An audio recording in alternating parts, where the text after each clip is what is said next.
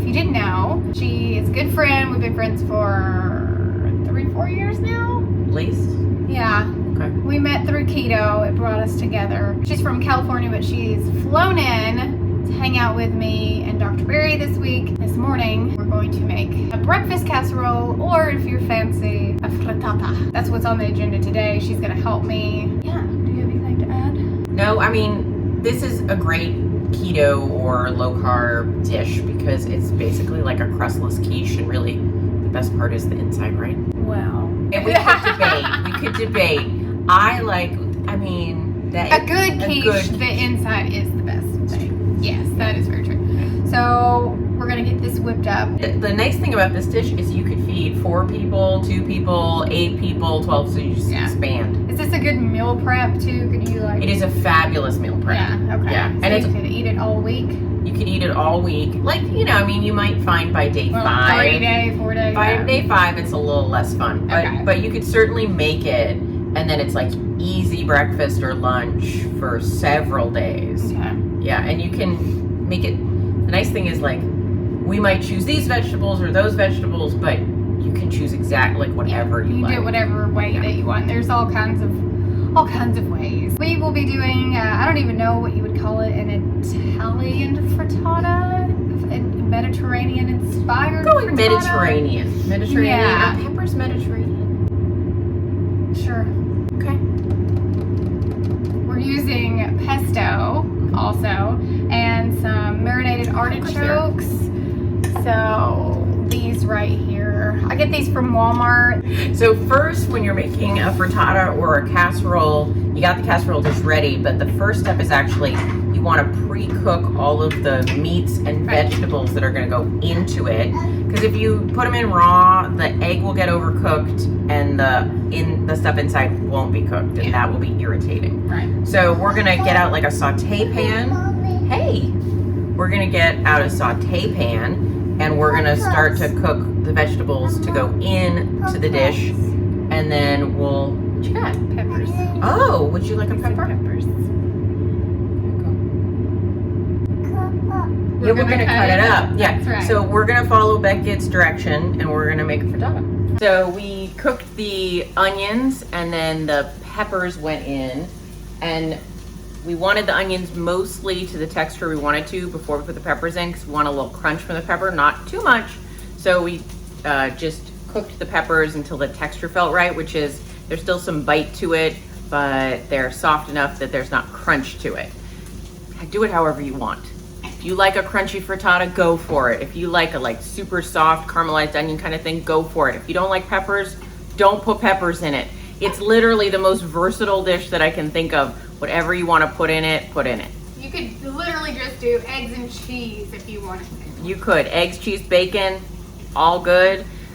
You could do broccoli. You could do spinach. Spinach you don't need to cook ahead of time really, unless you're doing a lot of spinach and then you want to cook it, because then you need to squeeze out the water. But if it's just a little bit of spinach, you can just throw that in there. But most vegetables you want to at least partially pre-cook, again, or unless you like really crunchy. Up to you. Are we gonna season? Oh yeah, we're now gonna season the stuff here. Okay. So we're gonna throw some salt in. Or Just plain salt. I would do plain salt right now. A pincher. So I like to see the salt land, and then I know I've got a good solid amount of salt. And then and then I'm just gonna stir it. Oops. And I'm gonna no one saw that. And then we're gonna just take it off the heat. And it's ready to go into the frittata when we're ready for that step. Cooked our sausage in the air fryer. There were 8 patties, and now there are 7 because Beckett Berry had one for breakfast. And I'm just gonna cube them up, so just like chunks of sausage. You could definitely do ground sausage and it would probably work better. I don't have any ground sausage, so we're working with what we got, okay? Literally, frittata is the best dish if you have to clean out your fridge. You're like, I got a ton of vegetables, they're not gonna last the week. I got some random meats in here. Let's make a frittata. When you're making a keto frittata, for the most part, you don't need to really even bother greasing the pan because everything you're putting in there has a lot of fat in it. If you were making like a lean meat and egg white frittata, you would definitely want to grease or line the pan because if the fat doesn't sort of drain into the bottom, then it'll stick. But in this case, we cooked the vegetables in butter. We've got sausage. We've got the artichoke hearts, which have still a little residual oil, and then we're gonna put cream and cheese in, so that fat should be fine. Yeah, plenty of fat. All right, so we're gonna dump this in here. Dump it in. All right. So some frittatas, like you wanna be fancy and like layer the things in, but for the most part, I just kind of stir it to make sure that it's really evenly distributed. And so I just find that this is the kind of everyday frittata situation. So I always put the vegetables and meat in first, and then just kind of make it so that every piece gets a good amount of everything. Flatten it out. And then I usually then do the cheese layer over this. I will link my pans in the description. You guys ask me about that all the time, and I never link them, but I will. And actually, the small skillet, which is the one I use all the time, I'll show it to you.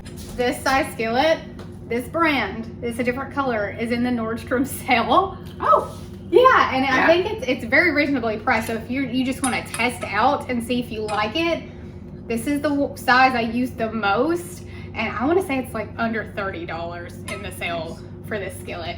And it's non-toxic, ceramic. It's green pan. It's a really good brand. Anyway, just throwing that out there. why don't we do a little drizzle of pesto? I forgot about the pesto. Do a little drizzle of pesto. Warm it and then pour it over again. Because it's a little chunky. It's solid. We could also just dabble. Like plop it. Plop. So I'll link the pesto recipe also. It's delicious. Yeah, this is using basil out of our garden, pine nuts and macadamia nuts, and the usual suspects in pesto.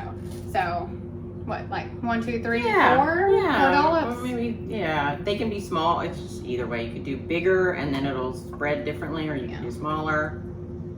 Let's do.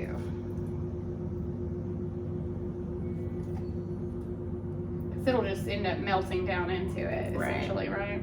Yeah, just distribute so that as it melts, it kind of goes around. Depending on how much you like pesto, we'll basically tell you how much pesto to use. We love it. Ken Berry could just dip it out and eat it. Like the other. We have to. Oh, okay. I was like, we ate a lot of pesto. But this was made a full container maybe 3 days ago, and it's already almost gone because we put it in our eggs all the time. It's just, I put it on top of chicken thighs. I put it on my steak. Like, I like pesto. The nice thing about sort of herbaceous food, making things like a pesto or just using herbs, like adding herbs like even dill or cilantro. Italian parsley, cilantro, it's a really great way to add like a nice fresh flavor to a lot of foods without adding a ton of carbs. We're doing cheese now? What are we doing? Yeah, cheesy. So I have shredded some smoked Gouda. This is, 2 ounces of smoked Gouda. Use more, use less, whatever you want to do. I really love smoked Gouda, so we're just gonna do a little sprinkle here.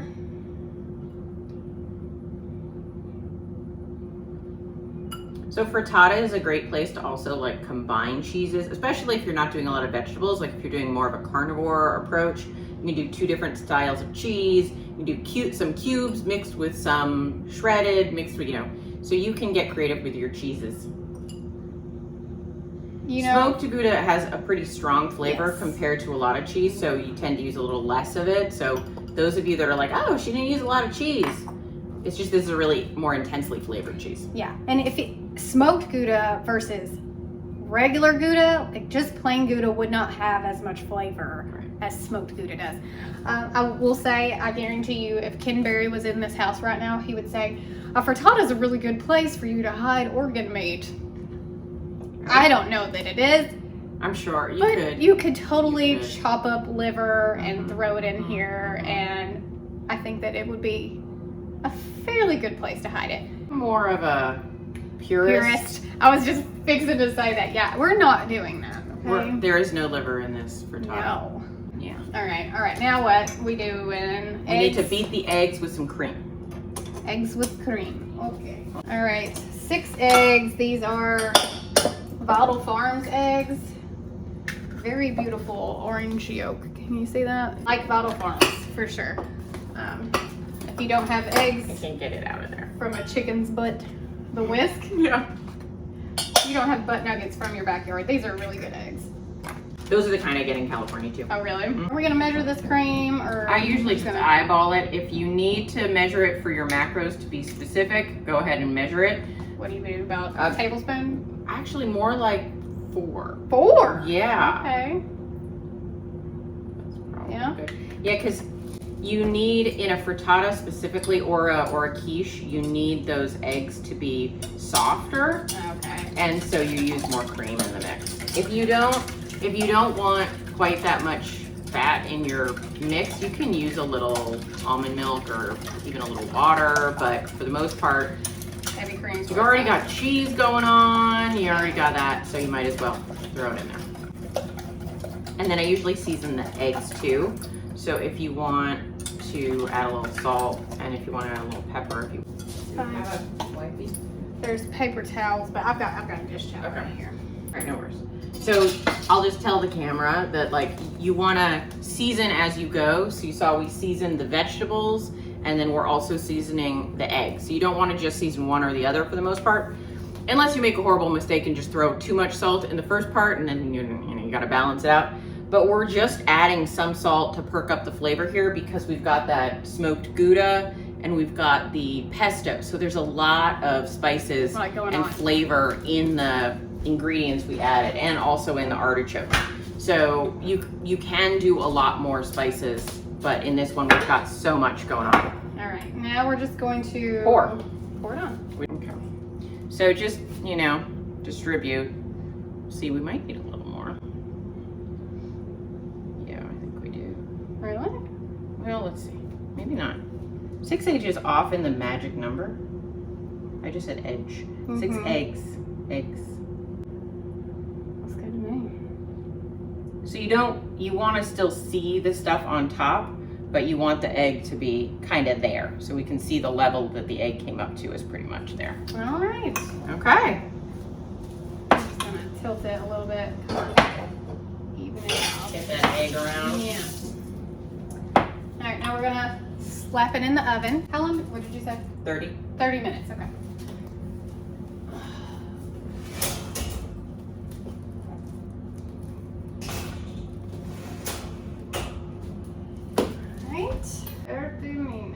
All right, we're gonna let it cook, and we'll meet you back here when it's done for taste test time. So we've got our frittata / breakfast casserole. Eat. We're gonna You eat. want to eat? Yeah. All right, we're gonna try a bite. Try a bite.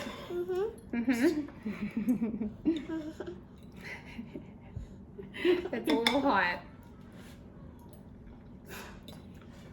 You want down? You don't want any sausage? He needs the cat. You want to split with the cat? Okay. And pesto's so good.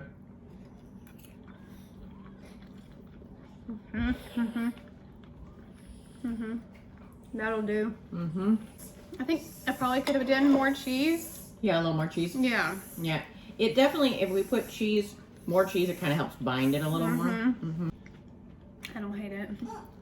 The pesto really goes well with everything. It really does. And the sausage is nice.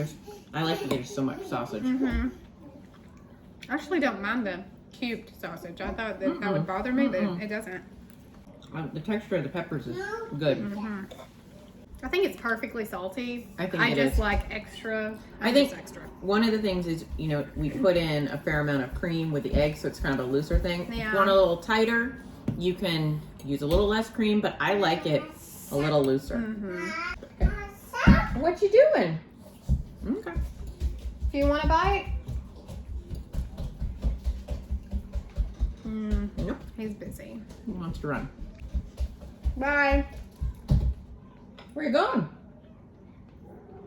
Hey. I'm just gonna report from the Barry residence that I have to chew my bite. No. There's a little chaos. Just a little. Mm-hmm. But Nisha handles it just swimmingly. It's going very well. It's very fun. Beckett is very adorable, and the cat is persistent. Yes, he is. Nope. Before anything horrible happens, and the cat is back. All right. Thank you so much for watching. I'm gonna eat another piece of this because this was definitely not enough. It's delicious, and I'll link all of Kim's, her Instagram, Facebook, YouTube, all that stuff will be in the description too. So go over and hang out with her. She also has a podcast. It's very good. And there are podcast episodes on my YouTube page, so you can listen to them there, or you can go to the podcast. It's whatever. Whatever works for you. All right. Thanks for watching. Hit that thumb on the way out, and I'll see you in the next one. Love you, mean it. Bye.